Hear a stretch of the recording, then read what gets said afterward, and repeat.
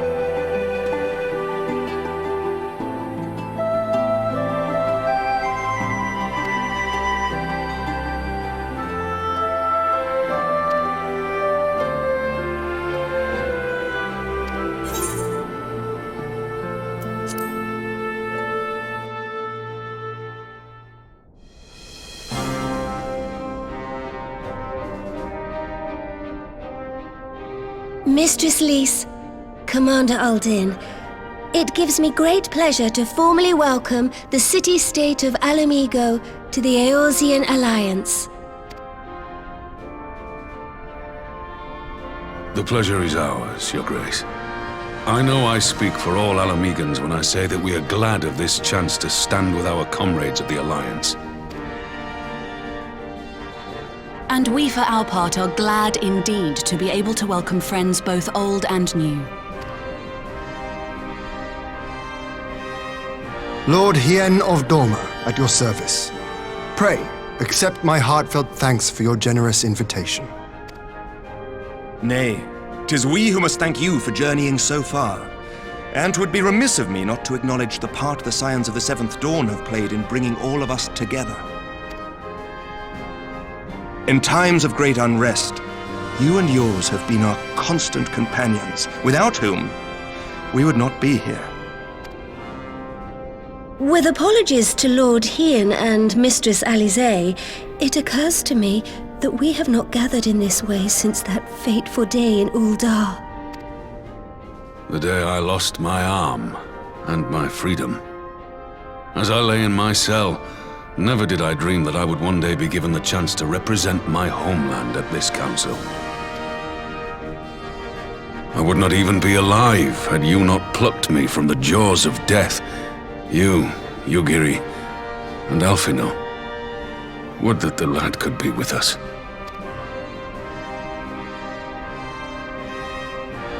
I too owe my presence here to Alphino, in so many ways. Until such time as he returns, I mean to carry on his good work as best I can.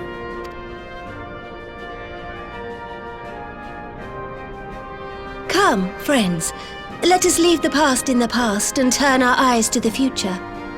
My Lord Hien, pray, tell us how things stand in the East.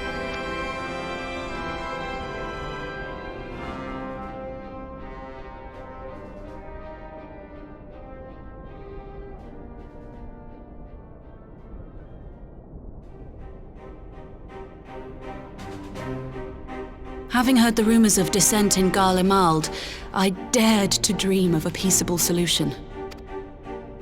The Empire will not so easily change its ways. If the Garleans have a mind to take back Doma and Alamigo, we'll be hard-pressed to stop them, even with the might of 6 nations. But while we lack the strength to fight the tide, a course may yet present itself, if we read the winds aright. The winds suggest but one course to me. One which leads from the sea unto the river and thence to the source of all our woes. The Ascians. Indeed. All here have felt their blighted touch. It was the bringers of chaos who nurtured the Archbishop's tyrannical ambitions.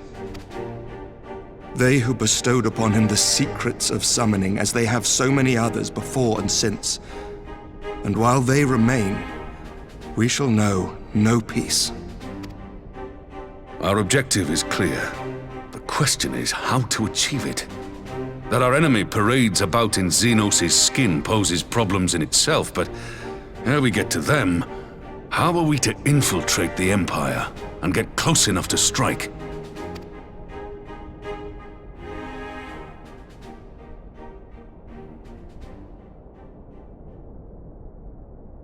While I see the wisdom in targeting the Ascians, an assassination attempt on Garlean soil would do little to aid our cause, even were it to succeed. It's time we used our enemy's preferred tactic: subterfuge. You have an idea?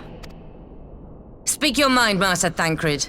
None here know the enemy better than the Scions, and you mayhap best of all. Whatever it is you propose, we will give it fair hearing. On that you have my word. Very well, Admiral. My proposal is thus. We dispatch the shinobi to Imperial territory. There, they sow the rumor that the Crown Prince perished in the battle for Alamigo, and that the man parading around is in fact a corpse inhabited by a servant of darkness.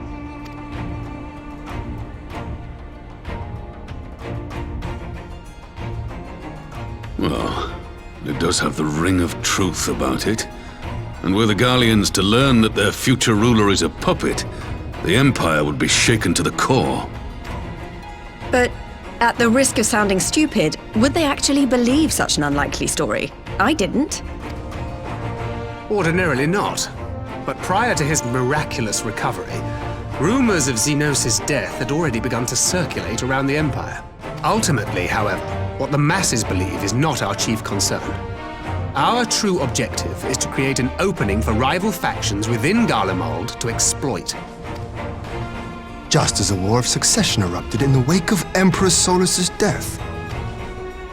A war which raged until but recently, plunging the Imperial House into disarray as nephew and uncle grappled for the throne. It is no coincidence that one of Varus's first acts as Emperor was to name Xenos heir apparent, family feuds being so tiresome when armies are involved. Not all welcomed his choice of successor, however. There is no shortage of individuals who aspire to the throne, who would jump at any chance to seize power. The news that Xenos is not only dead, but a puppet to diabolical forces, would be too enticing to ignore. The Empire would not be quick to recover from a second war of succession. I am no stranger to infiltrating Imperial territory. With a team of operatives gathered from among the Alliance's finest, the plan should have a reasonable chance of success. Dorma already has shinobi in place throughout the provinces. We stand ready to act, and act we must. What say you all?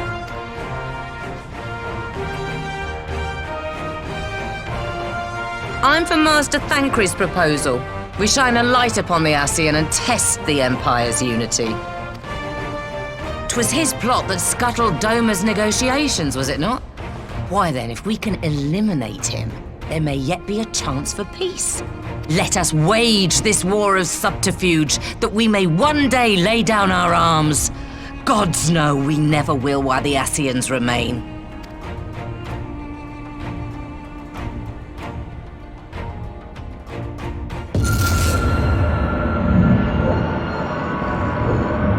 That way. Sorrow.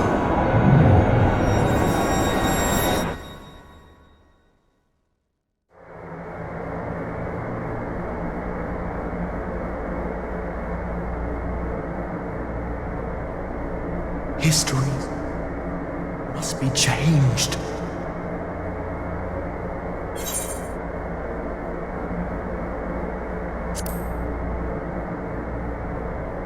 Ahead looms a calamity.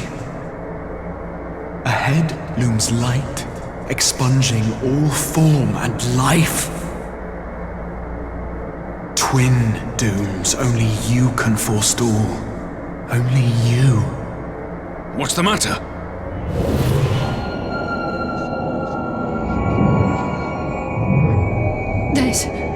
There's a voice! Spies in our midst? Nay, I sense no such presence. Let expanse contract. Eon become instant. Throw wide the gates that we may pass.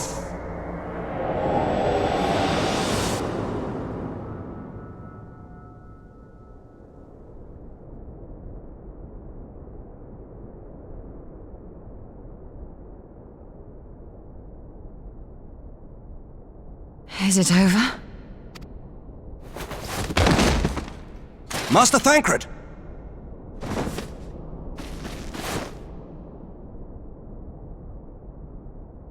For Fend. Bear him to a private chamber. Have every healer make ready. Swiftly!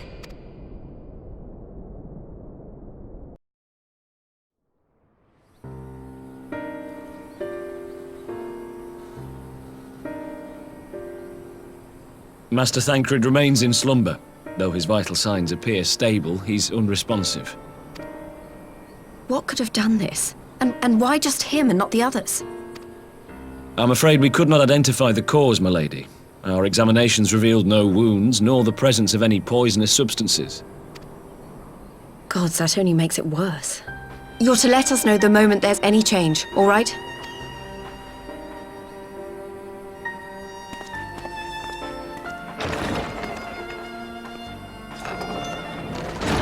Thank you for coming.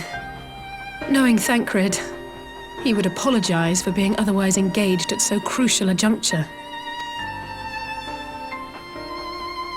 In gifting us a course of action, Thancred sowed the seed of all that is to follow.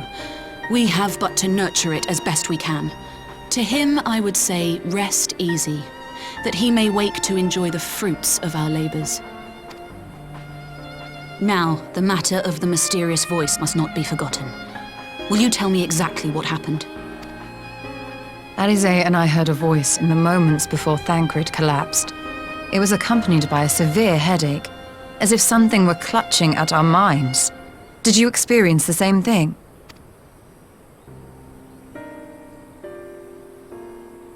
So, in between the voice and the pain, you felt as if you were somewhere else entirely.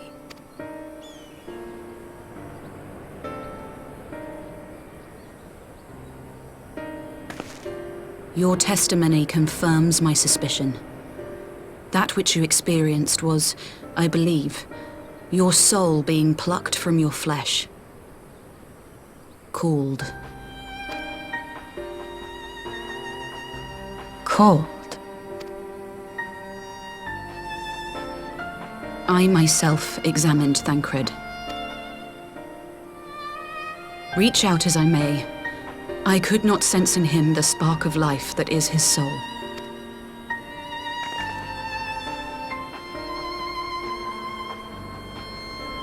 That Thancred alone was stricken so is likely due to his heightened sensitivity to the effects of ether, a consequence of his prior possession by the Ascian La Hebrea.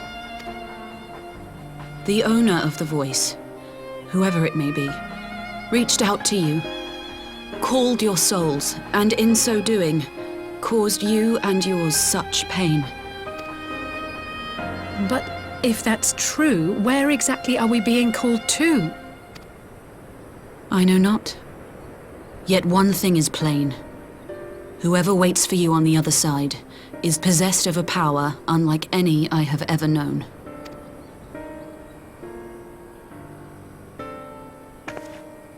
Forgive us, Lys, but may we leave Thancred in your care for a time?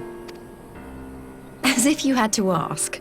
I may not be a scion anymore, but I'm no less a friend. Don't worry. I'll see to it that Thancred's well looked after. Just focus on solving this mystery, all right? Thank you, Lys. As the Elder Seedseer says, 'tis no ordinary individual we are dealing with. Nor can we discount the possibility of Ascian involvement. Whoever or whatever is behind this, the sooner we find out, the better.